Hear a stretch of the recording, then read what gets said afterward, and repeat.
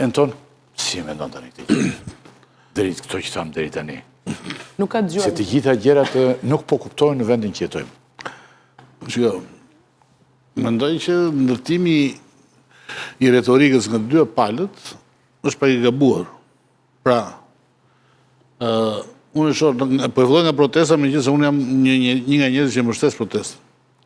Në qoftë se protesta e mbështesi. Sigurisht, protesta s'është vetëm ajo që të shesh, protesta është dhe ajo që s'është shesh. Okej, dakor, jam dakor. Nëse i tërhiqesh nga një pjesë që ka qenë në bulevard. Jo, protesta është nuk vazhdon vetëm shesh. Sigurisht ka mungesa, ikin njerëzit të vishin, por është më e madhe, është ata që ishin aty dhe që treguan.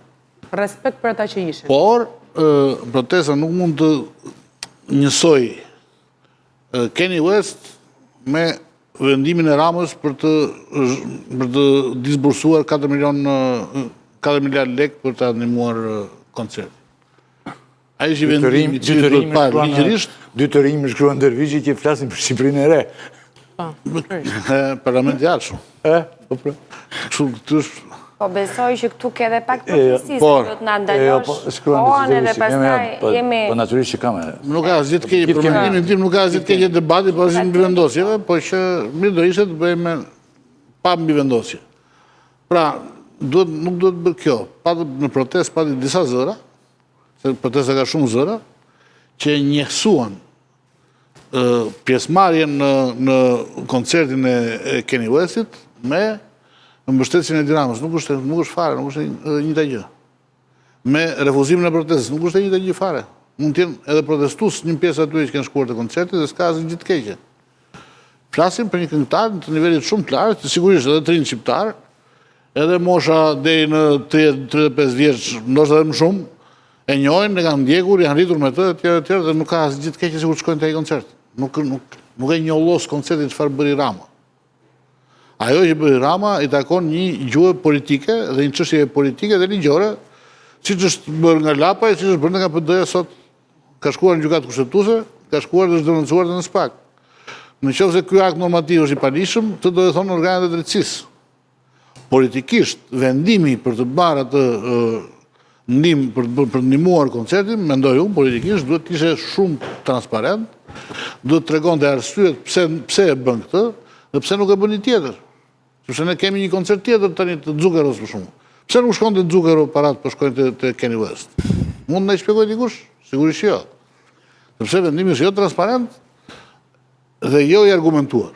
Për këtë arsye, ai është një vendim që quhet personal, jo vetëm nga mediat shqiptare, por edhe nga mediat e huaja. Dhe nëse e pat, mediat e huaja ishin ato që e kishin të gjitha në titull kryesor se si u financua me 4 miliard lekë, 4,2 milion euro koncerti Kanye West. Pra i bëri përshtypje vetëm shqiptarëve, por sidomos të huajve, se ne jemi mësuar me një vendimmarrje personale të Tiranës. Tjetra është pastaj që jo çdo njeri që ka qenë aty, siç pretendon pala tjetër, është njeri që ka refuzuar protestën. Absolutisht jo.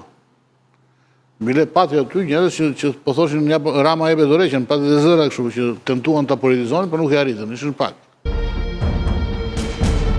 Çfarë ka prodhuar Abilekaj protesta deri tani që të ikim këtij momenti dhe të mos jemi më gjatë? Çfarë mund të konsiderojmë arritje të saj? Dy analistët.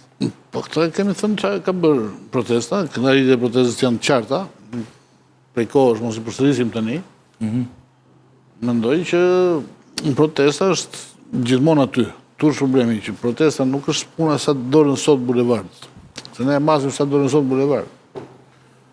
Protesta është aty, dhe ne do shikojmë që ata njerëz që u zgjuan në atë kohë, në këto 24 ditë, dhe dorën aty në bulevard, ata janë gjithmonë pjesë e protestës, pavarësisht se shkuan sot apo nuk shkuan sot. Kjo është një gjë keq pa rëndësi. Çfarë ka rëndësi? Rëndësi ka mesazhi, mendoj. Mesazhi që e protesta.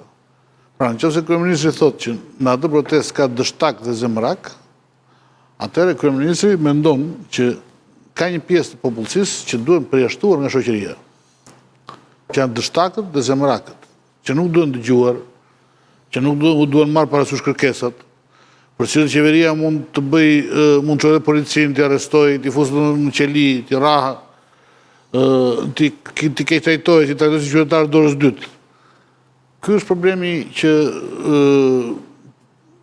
që besoj unë që e madhe protestën gjallë, që këta njerëz që janë quar aty për një problem, këta njerëz që janë quar aty si të përjashtuar nga shoqëria, të përjashtuar nga qeverisja, vazhdojnë të jenë sot njësoj, sepse kryeministri nuk do t'i dëgjojë ata. I kanë ndarë në Flamingo dhe armiq të Shqipërisë.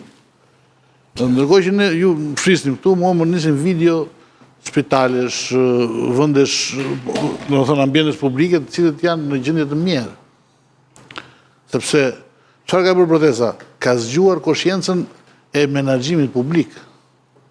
Tani ata e shohin qeverinë si me shumë dyshim në menaxhimin publik sidomos të parave të taksave të tyre. Dhe kjo çështja e koncertit për shembull ishte zgjim më i madh, ishte ajo kampana më e fortë, pavarësisht që 4.2 milionë euro. Kjo protestë. Kjo, bro? Mendon se do të vazhdoj protestë? Unë mendoj që protestat do vazhdoj, pavarësisht numrave, do vazhdoj në qoftë se, për mund do të gjithçka, ka pas dhe raste protesta në Shqipëri që janë marrë në duar të disa personave dhe pastaj janë keq përdorur dhe janë shndruar në protestat vogla se janë shuar fare. Unë uroj që kjo mos ndodhë. Deri tani besoj që gjithë ato rryma që u futën në ditën e parë të protestës janë akoma aty. Nuk është se janë larguar. Janë larguar pjesë njerëzit për shkaqe personale ose... Por, protesta besoj që do vazhdoj, për sa kohë ajo nuk është privatizuar akoma nga si grupim. Orxha, mendon që do vazhdoj dhe... Spari protesta në ditën e 24, është protesta e parë që ndodhë Shqipëri kaq gjatë që nga viti 1990, pra që nga shekulli kaluar. Së dyti, është tashmë një realitet i pashmangshëm. Është kaq i pashmangshëm sa edhe kur mazhoranca mundohet të fusi Saliun te protesta, e kur Saliu mundohet të rri jashtë. Do ta fusë aty. Saliu vetë është dëshiruar të futet. Po patjetër, po është i dëshiruar, por motoja kryesore e protestës është Rama Hamburg, Berisha Hamburg. Në një proces elektoral, proces i radhës si do të jetë, patjetër që të rrezosh të mazhorancë duhet dhe vota e Partisë Demokratike. Unë nuk e vënë dyshim këtë gjë. Na e tregoi Himara, pa votat e PD-s nuk fitonte Bileri. Kështu që PD është realitet, nuk e shmang dot. Por jemi në këtë situatë. Pra, sot në treg, po quaj treg, peizazhi shqiptar ka hyrë një operator i ri, që është një operator shumë interesant, ka treguar qëndrueshmëri deri tani. Sigurisht unë do të doja dhe unë jam me parimin me historinë, jam jo si mirë dhe i di që nëse flasim për revolucionet janë të shpejta, revolucionet rezultative. Revolucionet që zgjasin ka një problem. Nëse është evolucion pastaj aty ndryshon situata, por revolucioni është shumë i shpejtë, që të ketë efekt. Gjithsesi, këtë radhë është zgjedhur kjo lloj mënyre. Shqipëria është një vend evropian, ne nuk kemi Nepali. As Bangladeshi, dolën njerëzit atje dhe hodhën njerëzit për kosha.